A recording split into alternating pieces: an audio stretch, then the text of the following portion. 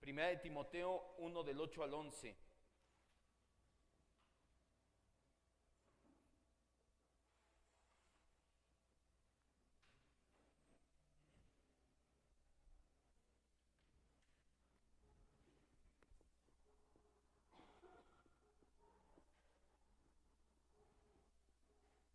¿Ya lo tenemos?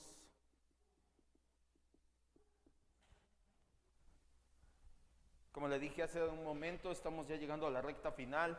Nos quedan este y un estudio más. Se lo dije desde el principio, de hecho nos extendimos. Yo le dije, yo creo serán 8, tal vez 10 temas de apologética. Con este van 15, la semana entrante terminamos, van a ser 16 temas. Es un breve tratado aún así. No pretende ser todo lo extenso posible. Muchos temas únicamente vimos menciones, como por ejemplo en la arqueología, únicamente mencionamos a arqueólogos, pero realmente ahí puedes buscar en el tema y encuentras material para mucho tiempo más. Esto tenía como fin prepararnos para poder presentar el Evangelio, para quitar los estorbos y poder presentar el Evangelio eficazmente. El día de hoy el tema se titula ¿Buenos o malos según quién? Vamos a ver por qué se titula así y a qué se refiere. Primera de Timoteo 1 del 8 al 11 dice: pero sabemos que la ley es buena si uno la usa legítimamente, conociendo esto, que la ley no fue dada para el justo, sino para los transgresores y desobedientes, para los impíos y pecadores, para los irreverentes y profanos, para los que asesinan a su padre y a su madre o cualquier hombre, para los fornicarios, para los sodomitas, para los secuestradores, para los mentirosos y perjuros, y para todos cuantos se opongan a la sana doctrina, según el glorioso evangelio del Dios bendito, que a mí me ha sido encomendado. Vamos a orar, cierre sus ojos, y vamos a rogarle a nuestro precioso Espíritu Santo, Dios bendito y maravilloso, que ilumine nuestras vidas y nuestros corazones con la palabra del día de hoy. Queremos poder presentar defensa verdaderamente, Señor, quitar todo estorbo para presentar el Evangelio, así que nuestra oración es que nos capacite, Señor, por medio de este y de todas las enseñanzas que tomemos, Señor, que no salgamos pensando, creyendo que sabemos más, sino reflejándote a ti verdaderamente, Señor Jesucristo, que sea usted, Espíritu Santo, llevándonos a reflejar a Cristo y en su momento a defender eficazmente su persona, a defender el Evangelio, a defender esta fe que ha sido una vez dada a los santos. Gracias, Padre, te decimos en el nombre de Jesús. Amén, Dios.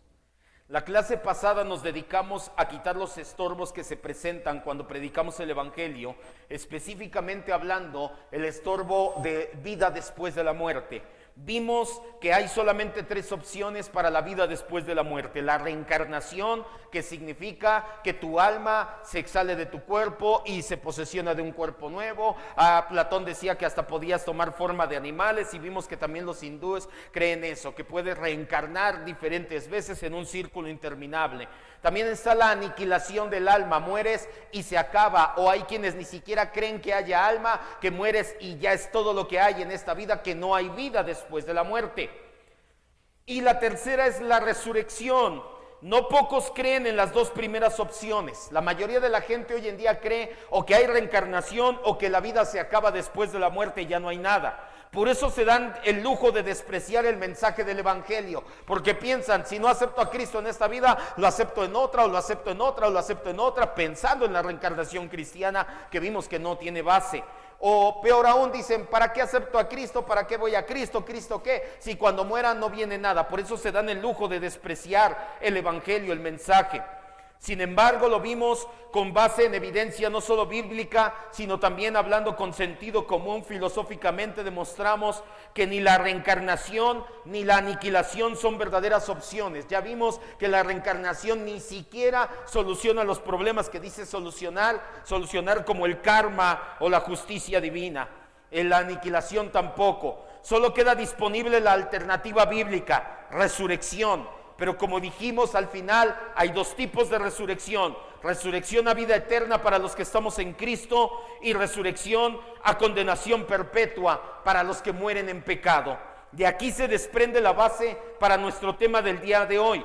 muchas personas no creen que haya una base moral para enfrentar un juicio final. Tal vez les estás presentando el evangelio y les dices, acuérdate del juicio final, y te dicen, espérame, ¿juicio final de qué? ¿Quién? ¿Por qué? ¿Quién me va a juzgar? ¿Bueno o malo? ¿Según quién? ¿O por qué? ¿O cuál? Yo no soy tan malo, hay otros peores. Empieza el debate acerca de la moral, de lo bueno o lo malo, según quién. Por eso se llama así este tema.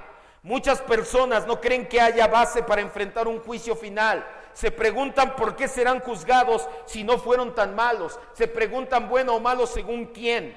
Esta moral subjetiva o relativa es la que ha permitido que nuestra sociedad esté inundada de ideas tales como aborto, ideología de género, drogas con fines recreativos o lúdicos, exhibicionismo, pornografía, pedofilia y muchas cosas más parecidas que en la época de nuestros abuelos o de mis padres no se escuchaba eso.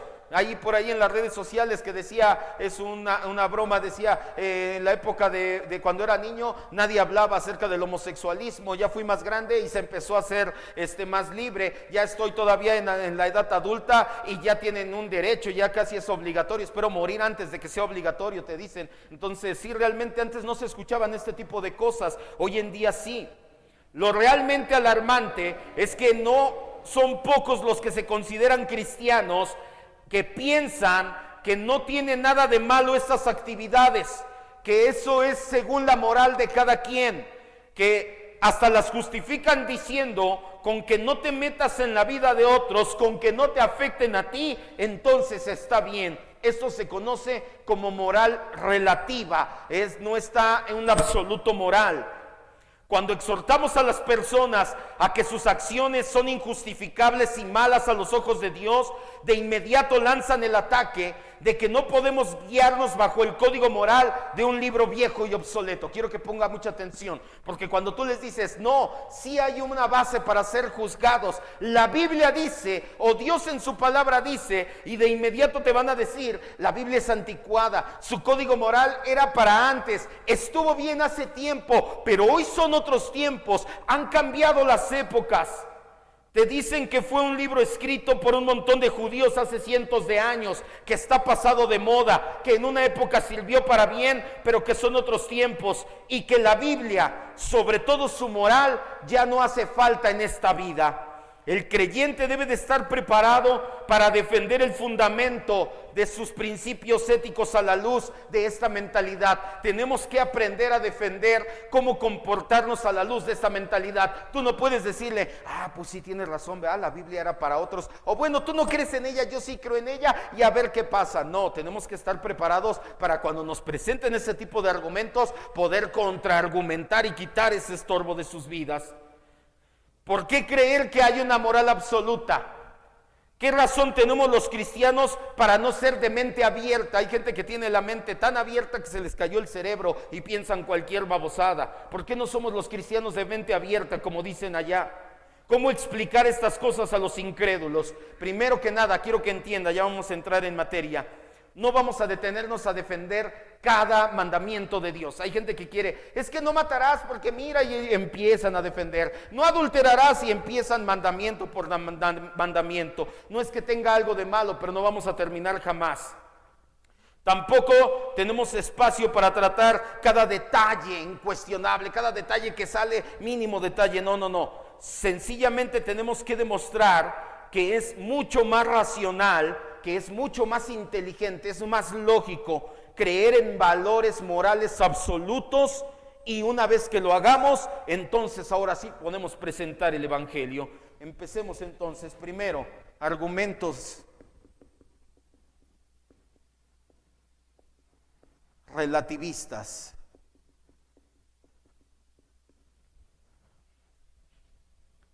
El relativismo, ¿qué es el relativismo? Que la moral depende de cada quien. Lo bueno y lo malo depende de cada quien. Es que para ti eso es malo, yo no lo veo tan malo. Yo no siento que sea así. Yo no me siento mal cuando lo hago. Eso es el relativismo moral. No es nuevo el relativismo. Heráclito, un filósofo griego de la antigüedad, ya había planteado el relativismo. Él tenía un dicho que dice: Una persona nunca se baña 2 veces en el mismo río, porque el agua siempre es nueva. Decía, aunque te bañes en el mismo lugar, el agua que está pasando en ese momento no es el agua que pasó cuando te bañaste ayer o hace 5 minutos. Esa agua es agua completamente nueva. Lo decía para señalar el cambio constante en el cual está sumergida la existencia humana. Algunos filósofos plantearon que en realidad la ética solo consta de principios generales que sirven para estructurar nuestra forma de sociedad. Vaya, que no hay leyes como tal, sino ciertos principios que más o menos te ayudan a vivir bien. La única manera de juzgar lo bueno y lo malo, consideran ellos, los resultados, lo que sirve, lo que satisface, lo que es bueno. Los valores no son hechos ni por Dios ni por la sociedad, sino por las personas que deben decidir qué es lo bueno o malo dependiendo de la situación.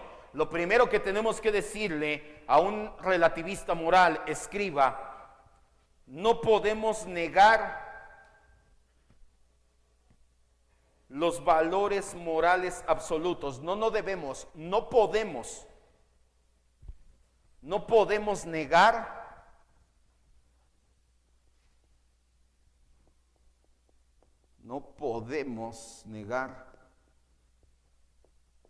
los valores morales absolutos. De hecho, no se puede negar ningún absoluto.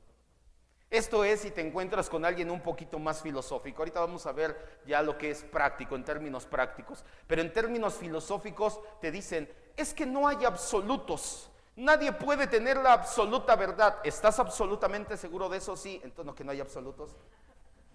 Entonces no se puede. Tú no puedes negar los absolutos. Es imposible filosóficamente hablando. Es como decir, nunca digas nunca. O siempre es malo decir siempre. Ya dijiste nunca, ya dijiste siempre. No se puede negar los absolutos. Esto es para alguien que se te ponga muy filosófico y te diga, lo que pasa es que cada quien dice lo bueno según ello. No hay absolutos morales. ¿Estás absolutamente seguro de ello? Sí. ¿Cómo me dices que no hay absolutos y estás absolutamente seguro? Entonces, no tienes esa certeza, no se puede tener esa certeza, perdón. Si el relativismo fuera cierto, entonces debe de haber algo respecto a lo cual todas las cosas son relativas, pero que no sea relativo en sí mismo. En otras palabras, algo tiene que ser absoluto, no puede haber relativos absolutos.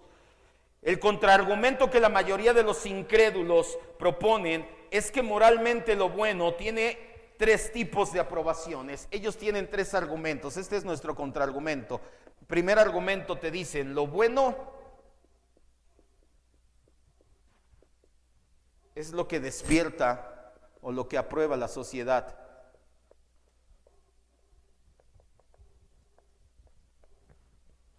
Es que lo bueno es lo que tiene aprobación social. La mayoría lo aprueba. Eso no lo hace bueno.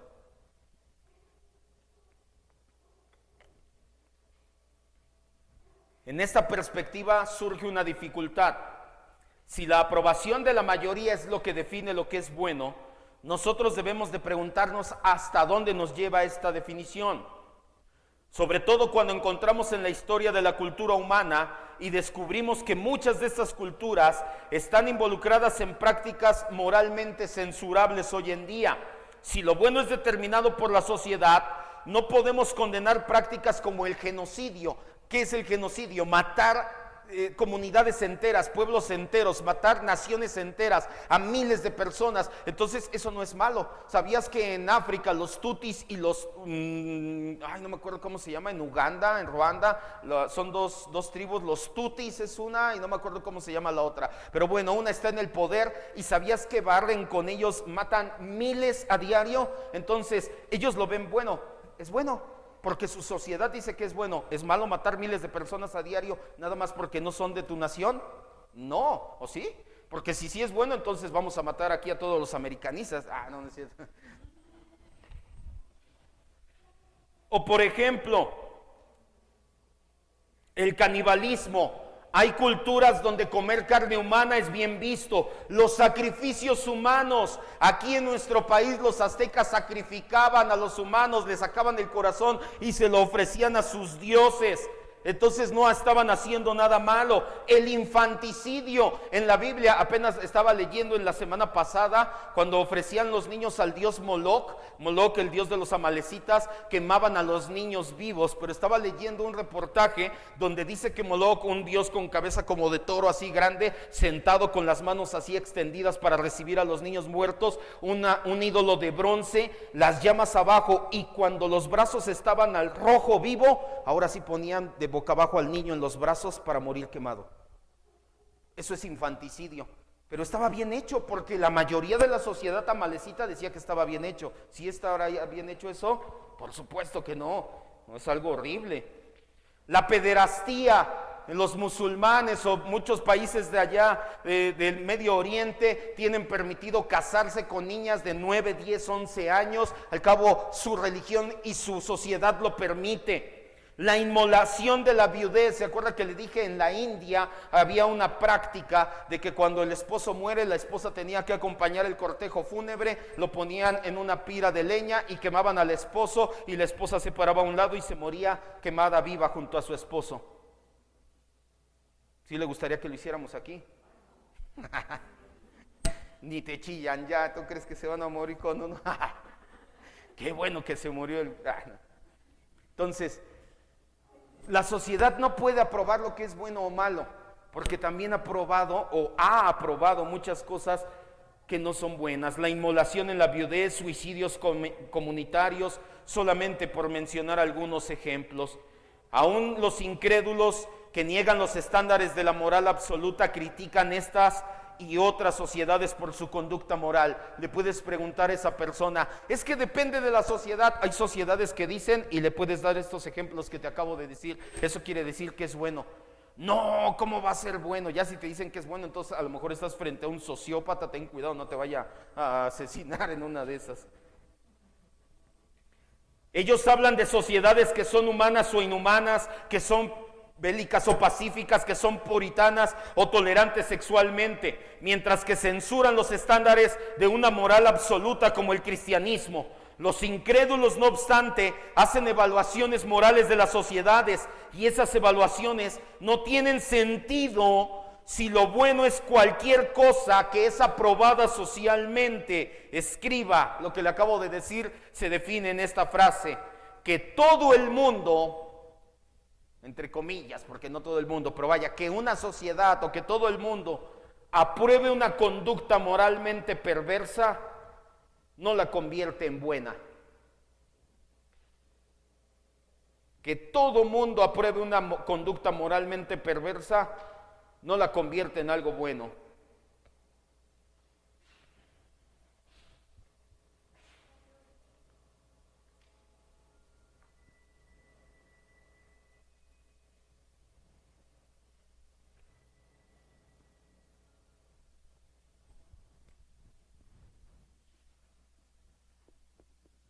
Y te dicen entonces, no, lo bueno es, hablando de bueno moralmente, o del bien, o la ética moral, lo que tiene aprobación personal.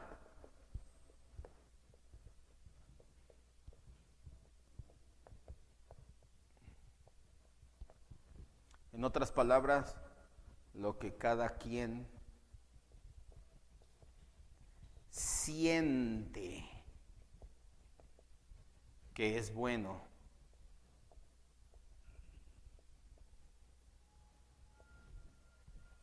Te dice, no, lo que pasa es que cada quien siente lo que es bueno. Es prácticamente lo mismo. El enfoque de aprobación personal a la moralidad termina en una teoría sentimental de la ética. La ética ya pasó de lo subjetivo a lo emocional. Tú sientes que eso es bueno, hazlo. Eso no es una ética correcta. El bien y el mal ya no significan nada. Esta escuela de pensamiento ético afirma que los juicios morales no son considerados ni falsos ni verdaderos, que dependen de los sentimientos. Bajo este tipo de moral subjetiva es que surgen estos falaces argumentos. ¿A quién se apega a estos argumentos? Los que te dicen esto.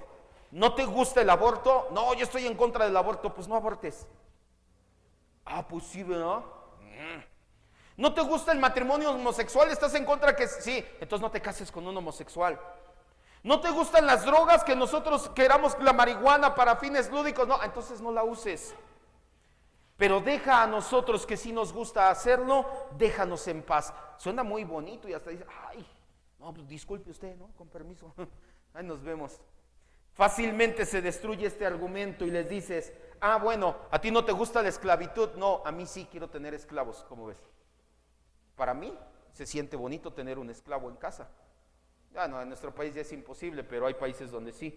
¿No te gusta asesinar? No, a mí sí, déjame matar a gusto, no me metas a la cárcel.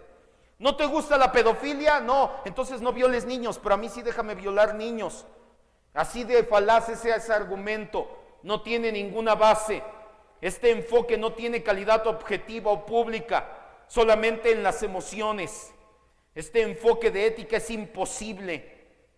Lo bueno es lo que una persona cree que es bueno. Y tercero, su tercer argumento, dicen, lo bueno es lo que cumple cierto propósito.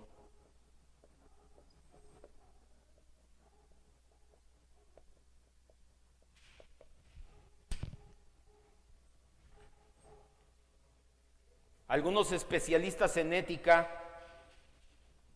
argumentan igual el teleológico, aquello que tiene un propósito, es lo que define lo que es bueno.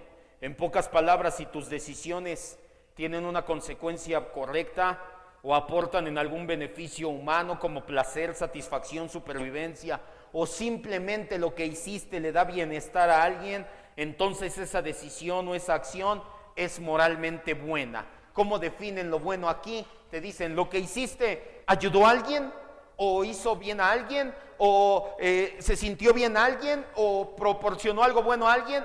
No, pues sí. Entonces no tuvo nada de malo. Si lo bueno es lo que cumple propósitos escogidos, esto nos lleva a tres consecuencias. Lo malo con este argumento es que tiene tres consecuencias. El primero, utilitarismo. Utilizar a las personas. Ya las personas ya no me importan sus sentimientos, ya no cuentan. Al cabo yo quiero lograr algo bueno. Entonces a las personas ya no las considero personas. ¿Ahora qué son? Cosas que utilizo para llegar a mi bien. Nos convertiríamos en personas que utilizamos, no que amamos. Mientras tengamos el propósito de ser felices, lo demás no importa. Solo se volverían instrumentos a nuestra disposición y nosotros seríamos instrumentos a la disposición de alguien más. La otra consecuencia, hedonismo. Yo no sé usted, pero a mí no me gusta que me utilicen. ¿O le gusta que lo utilicen? ¿Le gusta ser el instrumento de alguien para un beneficio propio? A nadie nos gusta que nos utilicen. Las personas se aman, las cosas se utilizan, y hoy en día la gente piensa al revés: ama las cosas y utiliza a las personas. Así no es. Otra consecuencia de pensar que el fin es lo que importa y lo que lo hace bueno es el hedonismo. Nos convertiríamos en personas que por encima de todo buscan la felicidad, sin importar que pases por encima de los sentimientos o hasta la vida de los demás. Con tal de que seas feliz, no importa a quién aplastes.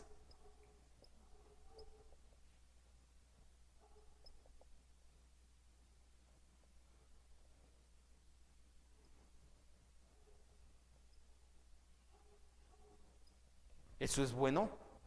Tampoco. Pero es que el fin justifica, y ese es el tercero. Nos volvemos maquiavélicos.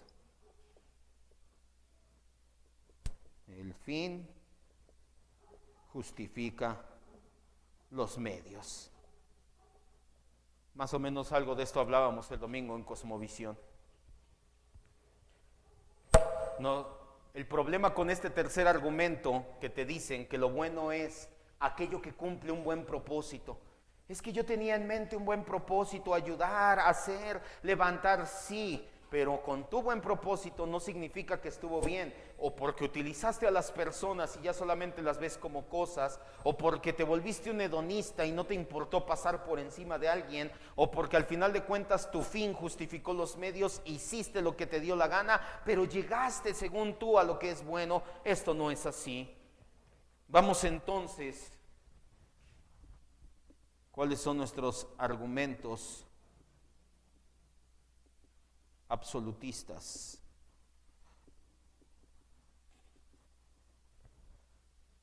Hablando de absolutos morales, por eso somos absolutistas. Un pasaje de la Escritura importante donde Pablo señala el estándar del absoluto moral y su aplicación en el nuevo pacto es 1 Timoteo 1 del 8 al 11. Vamos a leerlo nuevamente.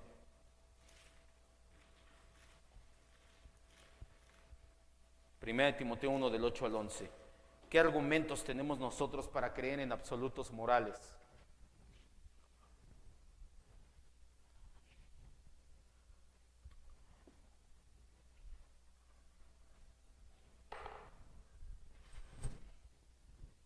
Ahí está. Dice la Biblia: pero sabemos que la ley es buena si uno la usa legítimamente, conociendo esto, que la ley no fue dada para el justo, sino para los transgresores y desobedientes, para los impíos y pecadores, para los irreverentes y profanos, para los parricidas y matricidas, para los homicidas, para los fornicarios, para los sodomitas, para los secuestradores, para los mentirosos y perjuros, y para cuanto se oponga, subraya ahí, sana doctrina, según el glorioso evangelio del Dios bendito que a mí me ha sido encomendado. Aquí Pablo habla de la ley de Dios y debemos de notar 4 verdades importantes. Primero, la ley de Dios. Ya voy a borrar aquí. Pero entonces, ¿qué propones tú? Ah, la ley de Dios. ¿Y cómo sabes que la ley es buena? Ah, porque la ley es buena. Hablando de la ley de Dios, porque Dios es bueno. La ley es buena porque Dios es bueno. Esto también lo encontramos en Romanos 7:12.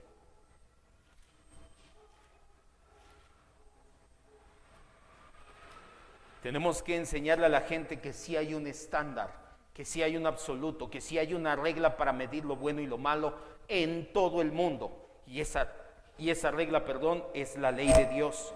¿Cómo sabes que la ley de Dios es buena? Porque Dios es bueno. Romanos 7:12 dice: de manera que la ley a la verdad es santa, el mandamiento santo, justo y bueno. 3 atributos de nuestro Dios que Pablo se los adjudica a la ley de Dios. Escriba: la razón por que la ley es buena es porque está arraigada en el carácter mismo de Dios. La razón por que la ley es buena es porque está arraigada en el carácter mismo de Dios. ¿Por qué Dios decide lo que es bueno y lo que es malo? Porque Él es la norma de lo bueno y lo malo. Porque lo que es bueno en la ley está arraigado en el carácter de Dios. ¿Qué queremos decir con esto? Que cuando nosotros vemos la ley, lo que estamos viendo es el carácter mismo de Dios. Estamos viendo moralmente a Dios, cómo es Dios, cómo se comporta a Dios, moralmente cómo se refleja a Dios. Ah, pues ve la ley de Dios, y cuando veas la ley de Dios vas a ver cómo es Dios moralmente hablando, y entonces Él se vuelve la norma de justicia. Dios es bueno, la ley es buena. Dios es recto, su ley es recta. Dios es justo, la ley es justa. Dios es santo, su ley es santa. Dios es perfecto, su ley es perfecta. Por eso es que podemos apegarnos a la ley de Dios como el estándar moral, porque la ley nos muestra cómo es Dios y Dios es la norma. Por consiguiente, la ley de Dios refleja el carácter de Dios. Lo define lo que es bueno. Lo bueno no es algo fuera de Dios. con lo que Dios pueda medirse, ni es una determinación soberana de Dios, porque entonces Él podría cambiar. Dios no determina nada más lo que es bueno. Dios es bueno, en otras palabras. Lo bueno se refleja por medio de su ley, su propio carácter, y por lo tanto es lo que nos es revelado en su palabra, particularmente en la ley. Segundo, no se puede abusar sin consecuencias, obviamente. Aquí póngale sin consecuencias de la ley de Dios. ¿Cómo no, pastor? Sí puedo. Sí, pero todo tiene consecuencias. Lo peor, dice Proverbios 19:3.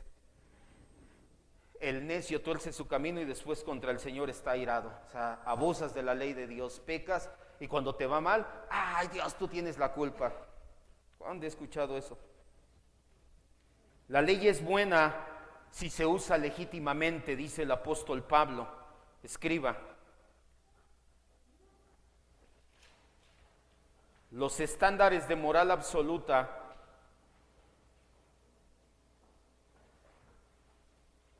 son violados al pecar.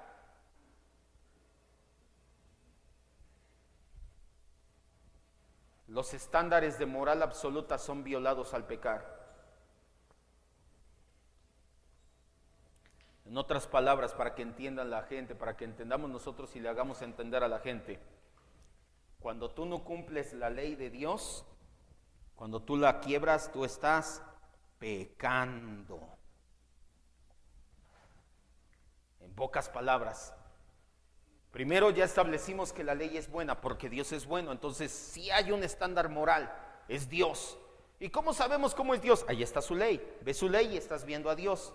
Pero cuando tú violas la ley de Dios, se llama pecado. Estás pecando.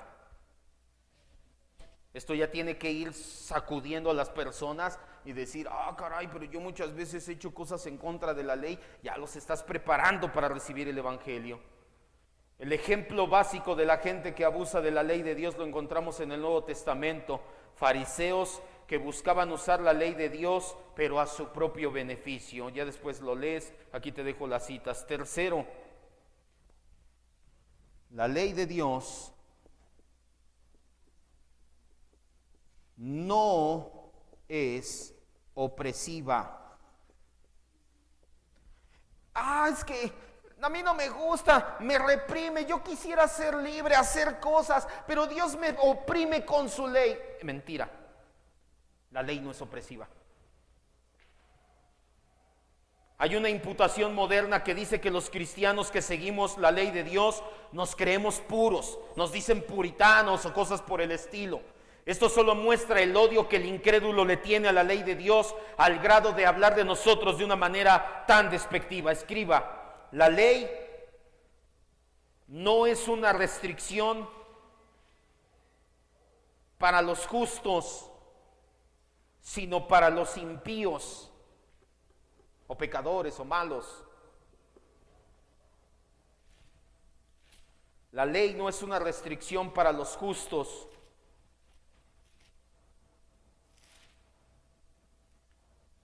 sino para los pecadores. Te leo nuevamente 1 Timoteo 1:9, lo leímos hace rato. Conociendo esto, que la ley no fue dada para el justo, y después te dicta una serie de pecados tremendos, pecadores tremendos. En otras palabras, ¿no te gusta la ley de Dios? No. Es porque te está poniendo en un espejo y te estás viendo tal cual como eres de malo. Ese es el punto al que quieres llegar con esta tercera.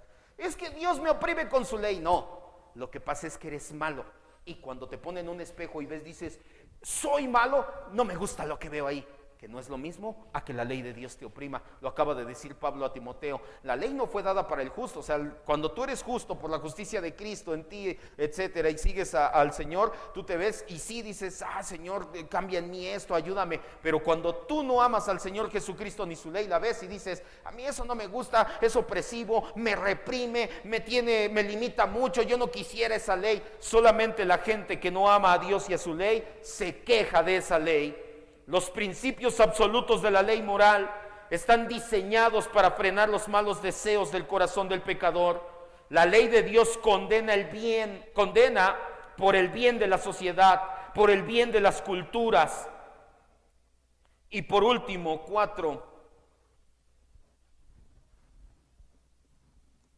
La ley de Dios es para todo el mundo, o para todas las personas, o para todos los seres humanos, porque no va a faltar el que se zafe y diga, paso, no, entonces no quiero. Pero ¿qué crees? Es que es como la Constitución aquí en el país. Tú puedes decir, a mí no me rige la Constitución, voy a hacer lo que quiera. No es cierto, mentira. Tal vez no quieras la Constitución y no estés de acuerdo en ciertos puntos, pero infringen la Constitución y ¿qué te pasa? Cárcel. Pasa exactamente lo mismo con la ley de Dios. La ley de Dios es universal, la ley de Dios es para todo el mundo. Esto es verdad, aunque haya quienes no lo quieran aceptar. Nosotros sabemos que Pablo habla de la ley específicamente como el código moral de Dios, y siempre refiriéndose a él como la ley de Moisés. La aplica para los creyentes como para los no creyentes. Romanos 3, 19 y 31. ¿Qué te quiero decir con esto? ¿Qué te dicen esto? No, yo no soy cristiano, para mí no es la ley. No, no te preocupes, la ley no es para los cristianos, nada más. La gracia sí es solamente para los cristianos, la ley es para cristiano y no cristiano. Ay, qué gacho, pues entonces vente a la gracia, pues ¿qué te cuesta? Pues ya.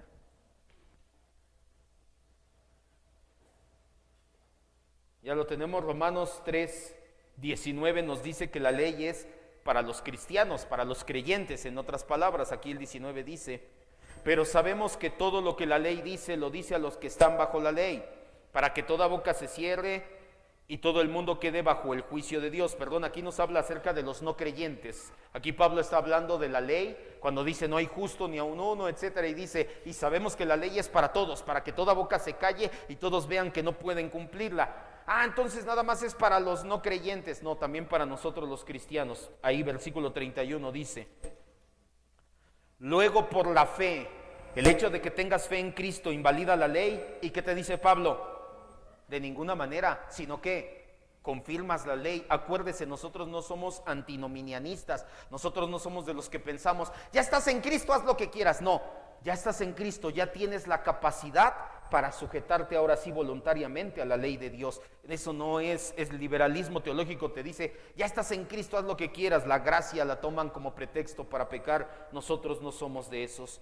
Pablo declara terminantemente que promover la ley de Dios es una característica de la sana doctrina. Por eso te dije, subraya sana doctrina en tu hoja, en tu Biblia. Dice, para todos los que se oponen a la sana doctrina, hablando acerca de que la ley es para justos como para pecadores. Escriba para terminar ya. Conclusiones. Número 3. Conclusiones. Y ahí en conclusiones, tú puedes terminar diciéndole a la persona que le estás presentando el Evangelio y puso estas objeciones. Hay una ley moral, escriba, hay una ley moral absoluta con la que se juzgará a todos los que no estén en Cristo.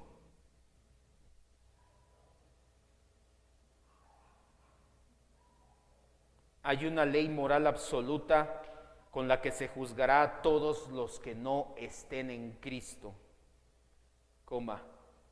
Te urgen buenas noticias. Una vez que le demuestras a las personas, te dice, ya le borraste estos 3 argumentos. Es que lo bueno es lo que aprueba la sociedad. Hay sociedades que aprueban el canibalismo. Lo bueno es lo que apruebo personalmente. Mentira. Tú puedes aprobar una cosa y el otra cosa, y ahí es donde sale el argumento falaz de no te gusta abortar, no abortes. Mentira. Solamente es el mismo argumento, pero en uno es individual y el otro colectivo. Es que lo bueno es lo que cumple un buen propósito. Mentira, porque caemos en utilizar a las personas en ser hedonistas o en ser maquiavélicos. Entonces, ¿qué propones? Que hay un estándar de moral llamado la ley de Dios. ¿Y cómo sabes que la ley de Dios te ayuda? Porque la ley de Dios es buena, porque Dios es bueno, me muestra su carácter, porque nadie puede abusar de la ley a menos que sea pecando, porque la ley de Dios no es opresiva. No creas que te está oprimiendo a menos que no estés cumpliendo con ella, y porque creas o no, quieras o no, la ley de Dios también aplica para ti. Y por eso terminamos con esta: y un día serás juzgado por esa ley a menos que estés en Cristo. ¿Te urgen buenas noticias? O dime qué veredicto te daría el día que seas juzgado. ¿Y qué crees que te van a decir? Si un día vas a ser juzgado por la ley de Dios, no me digas que saldrías airado, no me digas que saldrías bien librado de ese juicio. Vamos a terminar, cierre sus ojos, vamos a orar. ¿Tiene dudas?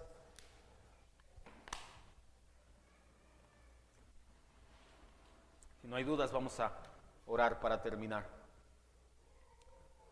Como cristianos tenemos un Dios santo, inmutable y absoluto, y nos ha dado una ley santa, inmutable y absoluta, para que tengamos un fundamento de vida santo, inmutable y absoluto. Así es como conducimos nuestras vidas, así es nuestra conducta moral, nuestro código de ética es santo, inmutable y absoluto, porque Dios es santo, inmutable y absoluto. El cristiano no puede respetar estándares morales que no tienen fundamento en la palabra. No puede ni siquiera declarar incorrecto atrocidades como el genocidio, el canibalismo, el sacrificio humano, todo lo que te mencionaba hace un momento, si no tienes un absoluto moral sobre el cual juzgarlo. Pero una vez que tienes un absoluto, una regla con la cual medir lo bueno y lo malo, y esa regla es la ley de Dios, ahora sí puedes juzgar lo que es bueno y lo que es malo. Una vez que tienes esa regla, tienes que entender que todos seremos medidos con esa regla. Pero si tú no estás en Cristo, entonces esa regla no te va a hallar bueno, no te va a hallar justo, esa regla te va a condenar delante de Dios. Por eso es que te urgen buenas noticias, le puedes decir a la persona con la que estés confrontando. ¿Y cuáles son esas buenas noticias? El Evangelio de la gracia de nuestro Señor Jesucristo. Ahí es donde tú le dices: por eso es que a pesar de que eras pecador, soy pecador, somos pecadores, Cristo dio su vida por nosotros en la cruz, para que puedas ahora sí amar esa ley, deleitarte en esa ley, buscar cumplir esa ley. No vas a ser perfecto, aquí en la tierra no lo serás, aquí en el tiempo no vas a ser perfecto, pero sí vas a buscar esa perfección, sí vas a buscar esa santidad. Hebreos 12:14 dice: busca la santidad, sin la cual nadie verá al Señor. Solamente aquellos que hemos sido transformados por el Espíritu Santo, que hemos nacido de nuevo, tenemos el deseo de buscar la santidad, tenemos el deseo de cumplir con la ley de Dios. No somos anti-ley, no somos iglesia o una iglesia que crea que la ley quedó abrogada. Jesús mismo dijo: no he venido a abrogar la ley ni los profetas, he venido a cumplirlos. Una vez que tú y yo estamos en Cristo, esa ley se vuelve una delicia y empezamos a entenderla, a vivirla y a expresarla en nuestra manera de ser. Señor y Dios, te damos gracias en esta noche. Nos has mostrado una vez más que todo se trata de ti, todo se trata de Cristo, todo se trata de tu palabra maravillosa, excelsa palabra, Señor. Gracias porque esta bendita palabra abre nuestros ojos, Señor. Necesitamos un estándar moral en el cual como humanidad misma conducirnos, Señor.